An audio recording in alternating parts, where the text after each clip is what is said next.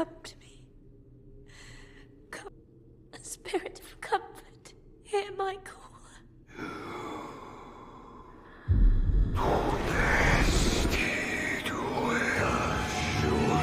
I swear.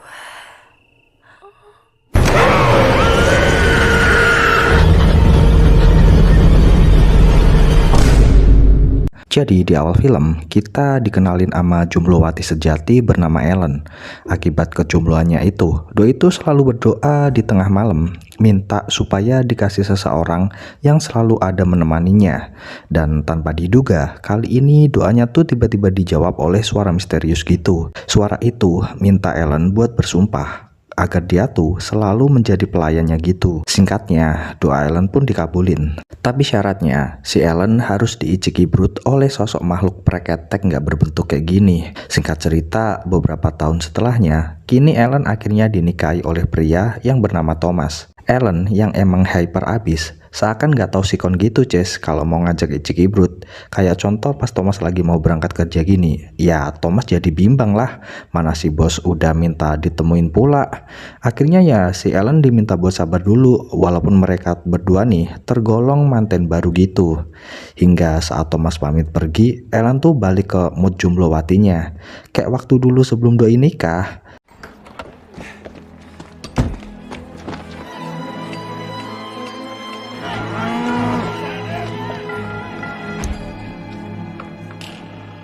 Setibanya di kantor, Thomas ini kan agen properti ya. Nah, si bosnya yang namanya Simon tuh merintahin Doi buat nemuin seorang keturunan bangsawan yang pengen beli istana tua di kota ini. Tapi masalahnya nih Ces, jarak yang akan dilalui Thomas tuh lumayan jauh, bahkan bisa makan waktu berhari-hari gitu. Ya jelas nolak lah si Thomas, apalagi dia mesti ninggalin bininya seorang diri lagi. Tapi ya karena si bos ngancem mau nyari agen lain aja buat ngegantiin si Thomas, mau nggak mau si Thomas nerima perintah itu. You're this account and you will secure your... What was the account's name? Orlok. Nah, pas nyampe rumah nih, si Thomas berusaha ngebujuk istrinya agar diizinin buat pergi dinas. Bahkan, Doi sampai harus berlutut dan ngasih kembang loh saking effortnya. Tapi tetap aja lah si Ellen ngambek. Ya kalau Thomas pergi selama itu, bakal makin anget lah rahim Doi. Secara mereka kan pengantin baru. Di kesempatan ini, Ellen juga coba buat terbuka pada pasangannya. Doi nyeritain mimpi yang selalu Doi alami, dimana dalam mimpinya itu, Doi itu dipinang oleh sosok hitam, berurat, dan mengerikan. Pokoknya nakutin lah. Bukannya takut, si Ellen nih justru malah ngerasain bahagia gitu. Dan anehnya, di mimpi itu para tamu undangan kelihatan koit mengenaskan dalam kebahagiaannya. Ya si Thomas ngerespon kayak lelaki pada umumnya yang selalu pakai logika dong Ces. Doi bilang itu cuma mimpi dan minta Ellen buat sabar aja dulu. Ntar kalau tugasnya udah kelar, Doi bakalan langsung pulang buat ngangetin rahimnya Ellen 24 jam. Nah, kering-kering dah tuh.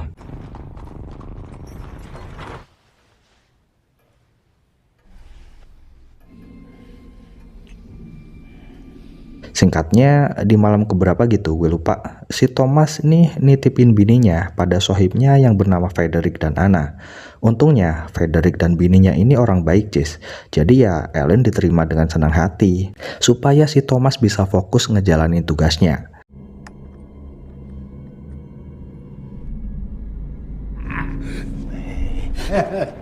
Is entirely as you have demanded. He shall be object of thy contract! Singkat waktu, sebelum Thomas pergi, Ellen sengaja motong rambutnya buat diselipin di leontin milik Thomas. Jadi kalau si Thomas lagi sakne, Doi bisa tuh cium-cium rambutnya Ellen. Nggak cuma rambut, Ellen juga ngasih leontin supaya si Thomas nggak lupa buat segera pulang dan selalu ngasih kabar. Singkat cerita, Thomas beneran berangkat Cis.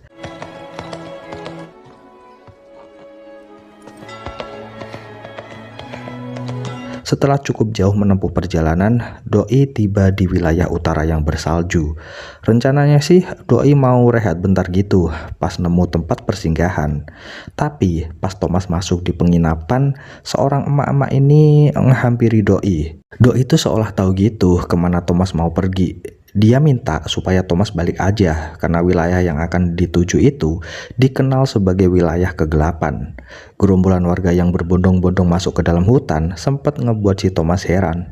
Apalagi di hutan itu ada sebuah makam yang menurut para warga tadi adalah makam dari sosok vampir. Sadar dari mimpi buruk barusan, Thomas milih buat ngelanjutin perjalanan. Tapi yang bikin makin aneh adalah persinggahan itu kini jadi sepi bak kuburan, Ces. Setelah menempuh perjalanan yang cukup panjang ya, Ces ya, Thomas akhirnya tiba di wilayah kastil. Terus tiba-tiba aja ada godok alias Gojek Dokar yang ngehampirin si doi.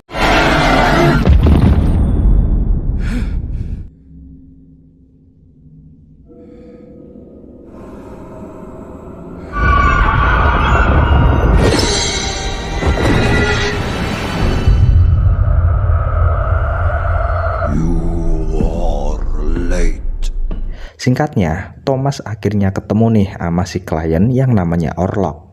Orlok ini kayaknya bukan manusia deh, dari suaranya aja ada beda gitu.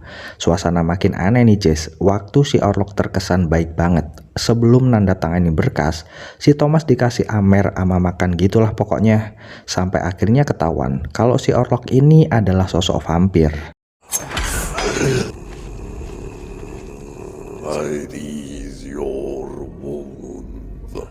Come by the fire. Malam yang mencekam itu akhirnya berganti jadi pagi. Thomas yang baru bangun kaget banget waktu ngelihat pemandangan kastil yang berbeda sama semalam. Doi juga ngerasa kalau dadanya tuh berasa perih gitu. Pas nggak sengaja ngelewatin cermin, shock lah tuh Thomas karena ada bekas cupangan vampir di dadanya. Udah malam lagi aja nih ya. Thomas masih tetap ketakutan ngadepin si Orlok. Si Orlok juga kelihatan nyodorin surat perjanjian buat ditandatanganin sama si Thomas. Nggak cuman itu, Orlok juga kelihatan obses banget sama liontin yang dibawa Thomas. Yang di dalamnya ada rambutnya Ellen. Setelah kepaksa ngelakuin tanda tangan dan masih dilanda rasa ketakutan yang luar biasa, Thomas minta izin buat langsung cabut malam itu. Dia beralasan mau ngeberesin kastil yang udah Orlok beli. Tapi si Orlok ini malah terkesan nahan kepergian Thomas. Dan malah doi sendiri yang pergi sambil ngebawa tuh liontin. Singkat cerita, Thomas sadar lagi. Dia makin kaget ketika ngeliat bekas cupangan di dadanya yang makin banyak. Ngerasa pertanda buruk makin jelas. Dan mumpung hari masih siang, Thomas berusaha buat nyari jalan keluar, Ces. Nah, pas lagi nyari-nyari itu, doi nggak sengaja nemuin ruangan yang berisi peti mati. Thomas tambah kaget waktu ngeliat Orlok tidur pules di dalamnya. Kesempatan nggak datang dua kali. Thomas berusaha buat ngabisin si Orlok. Tapi Orlok keburu bangun duluan dan langsung komat kamit sambil mencium liontin Ellen yang dia bawa sebelumnya. Bersamaan sama kejadian itu, sesuatu yang aneh mulai terjadi pada Ellen. Doi kelihatan berjalan dengan tatapan kosong. Si Thomas juga kestun dan langsung mau disepong sama tuh vampir. Ternyata begini mekanisme Ichiki Brute goib yang selalu Orlok lakuin pada Ellen.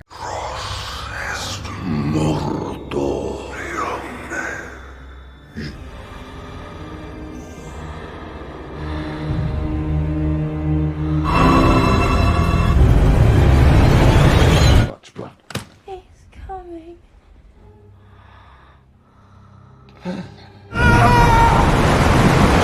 Hari-hari berlalu tanpa kabar dari Thomas, yang pasti ngebuat Ellen khawatir. Untungnya ada Frederick yang nenangin Ellen dengan berkata jika Thomas pasti baik-baik aja. Dan ketika situasi kembali hening, Ellen langsung diiciki Brute secara goib lagi oleh Orlok. Scene pindah ke kota di mana anak buah Simon ngasih tahu kalau bosnya akhir-akhir ini selalu bertingkah aneh. Mendengar hal itu, Pak Dr. Sever mutusin buat ngecek langsung keadaan Simon. Mereka pun berhasil nemuin Simon di dalam sebuah sel. Beneran aja dong, dia bertingkah aneh banget.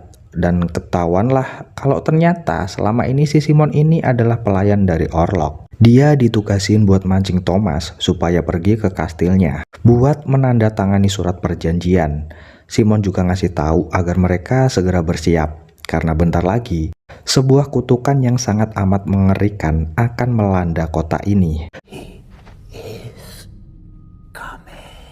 He that invoked you cast upon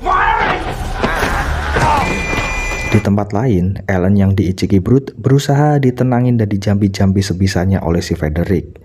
Kita lalu diperlihatin seorang wanita cantik berhijab yang nggak sengaja nemuin sosok yang kedampar di pinggiran sungai, Jess. Dan setelah dievakuasi, baru deh ketahuan kalau itu adalah Thomas. Kondisinya udah babak belur abis, Jess. Waktu berlalu dan si Thomas akhirnya sadar.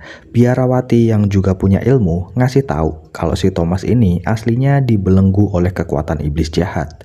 Dia juga dapat info kalau Orlok adalah manusia bejat yang gak akan koit sampai hari kiamat. Dia akan terus nyari pasangan buat ngilangin rasa kesepian itu.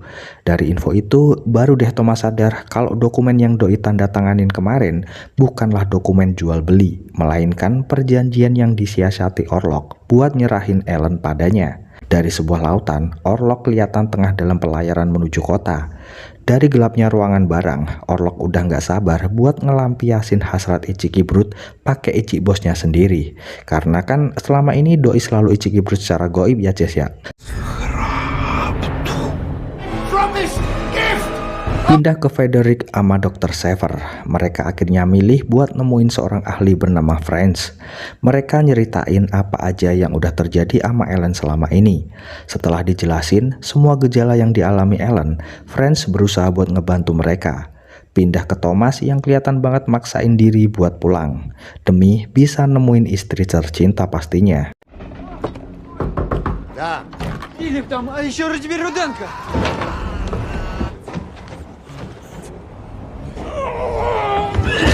Ellen yang terikat diminta Franz untuk bisa dibebaskan. Lalu Franz nyuruh Ellen buat nyeritain awal mula kenapa doi bisa nyampe begini. Dari kecil emang si Ellen ini punya kemampuan IndiHome gitu. Sampai masa dia dewasa, dia terus memanjatkan doa dan berharap ada sosok yang bisa mengisi kekosongan hati gitu. Hingga akhirnya permintaannya dikabulin. Dan setelah sekian lama, Ellen baru sadar kalau kenikmatan yang doi rasakan selama ini tuh hanya tipu daya iblis yang pengen muasin hasrat dan nguasain tubuh Ellen. Rasa itu sempat berhenti, Jess, waktu Ellen nikah sama Thomas. Tapi baru akhir-akhir ini, keanehan-keanehan itu muncul dan bahkan lebih ekstrim lagi dari yang dulu. Picture of death. I will not harm him. Everyone will cry. Dari cerita itu, Franz nyimpulin kalau si Ellen ini udah ditandai oleh sosok yang terkutuk. Franz juga meminta semua untuk bersiaga dulu. Dia janji akan nyari cara buat nanganin hal beginian. Balik ke Orlok, aura mistisnya mampu mengundang rasa penasaran salah satu awak kapal yang langsung doi sedot sampai kering kerontang gitu.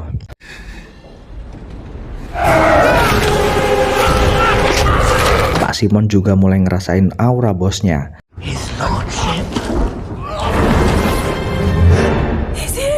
Thomas akhirnya juga bisa balik ke rumahnya, meski kedatangannya itu malah ngebuat si Ellen panik karena ngelihat Thomas yang kondisinya mengkhawatirkan. Baru juga ketemu, seseorang ini ngasih tahu kalau sebuah tragedi baru aja terjadi di pelabuhan. Rupanya itu adalah ulah Orlok. Dia sengaja nyebarin tikus beracun ke seluruh penjuru kota, Jess. Simon yang udah ketemu bosnya juga kelihatan gak sabar buat dapat perintah. Tapi Orlok minta Simon buat sabar dulu karena pertunjukannya baru aja dimulai. Roger lives.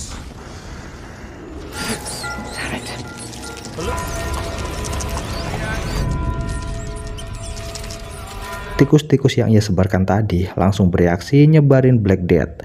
Mereka menginfeksi banyak orang dan ngebuat rumah sakit mulai kewalahan. Situasi ini udah cukup ngebuat Franz dan Dr. Sever pusing. Ditambah Simon juga berhasil kabur dari penjara. Makin pening aja deh tuh pala.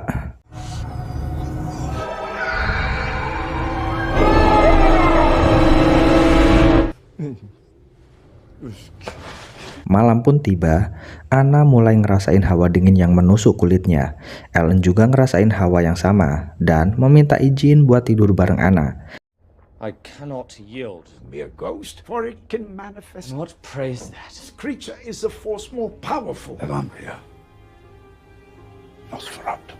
Nah, pas tengah malam, Ellen ngerasain kehadiran sosok Rupanya itu adalah sosok Orlok yang langsung ngebuat Ellen shock parah karena nampakin wujud aslinya.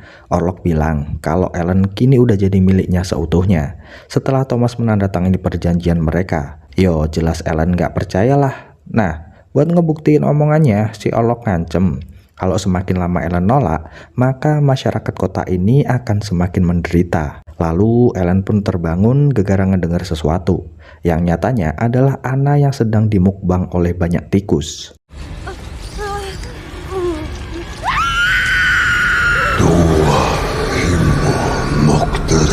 Omongan Orlok pun nampaknya mulai nyata. Wabah itu mulai menginfeksi banyak orang, Cis. Pindah ke Frederick. Doi jelas nggak terima sama apa yang udah nimpa istrinya. Doi ngerasa semenjak nerima Ellen, kehidupannya pun makin berantakan. Dia tanpa ragu ngusir mereka berdua dari rumahnya.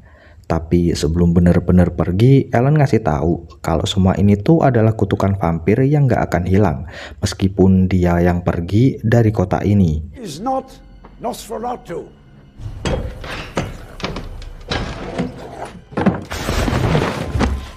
Solomonari. I sent them home. Dan pas sampai rumah mereka, Thomas ngajakin Ellen buat segera pindah warga negara aja karena Doi tahu yang Orlok cari di kota ini adalah Ellen. Tapi nyatanya Ellen udah tahu kalau Orlok bakalan datang suatu saat nanti. Karena dulu sebelum nikah, Ellen yang saat itu kesepian selalu berdoa buat ngedapetin sosok yang bisa muasin dia.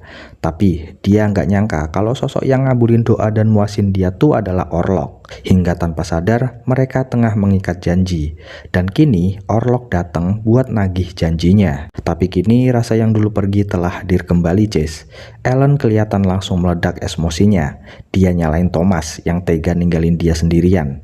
Sampai Doi pun gak sadarkan diri lagi dan memohon buat diiciki Brut buat buktiin Ichi bos siapa yang lebih gacor. Tapi saat Ellen muntahin sesuatu, Thomas akhirnya sadar kalau ini bukanlah Ellen. You could never please me as he could. Yes! Take me! Let him see!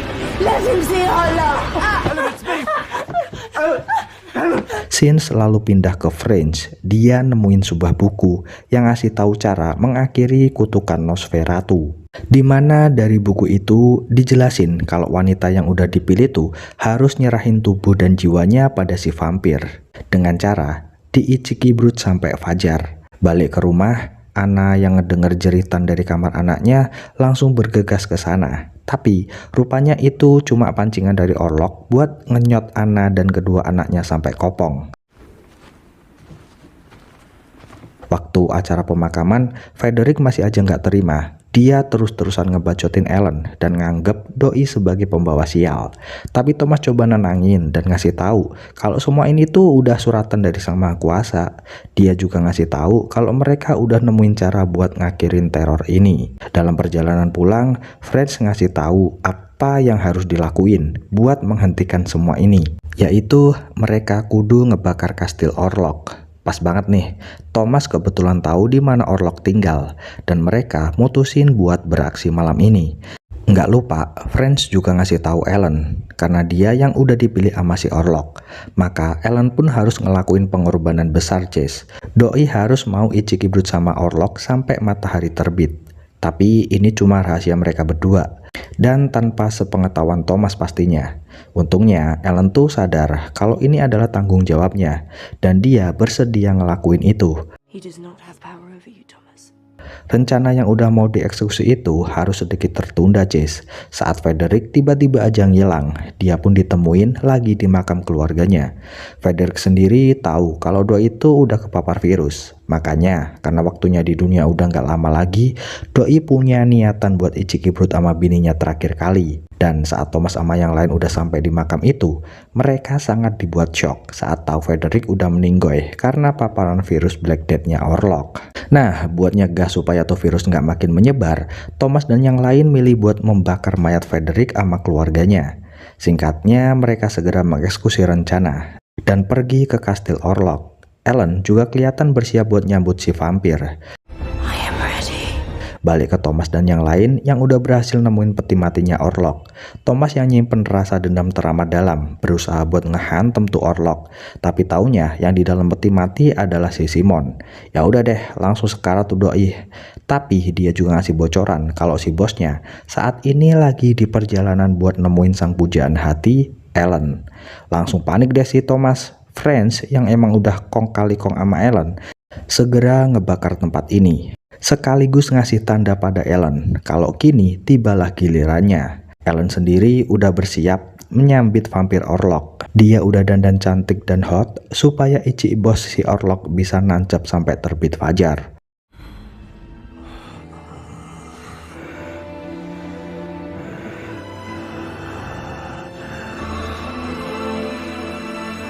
Orlok yang gak sadar-sadar sama jebakan Ellen akhirnya panik saat ngedenger si Rainbow berkokok. Mereka berdua akhirnya is dead dalam kondisi gancet. Sesaat kemudian Thomas yang tadi buru-buru balik hanya bisa nangis ketika ngeliat bininya udah is dead. Di sini Franz masih sempet-sempetnya ngasih wejangan kalau pengorbanan Ellen ini telah berhasil ngebebasin kutukan Nosferatu. Tamat, ending yang sangat mengenyotkan. Hikmah dari video ini adalah selalu menyibukkanlah diri dengan hal-hal yang positif, karena Tuhan akan selalu membersamai orang-orang yang aktif. Gue pamit, adios.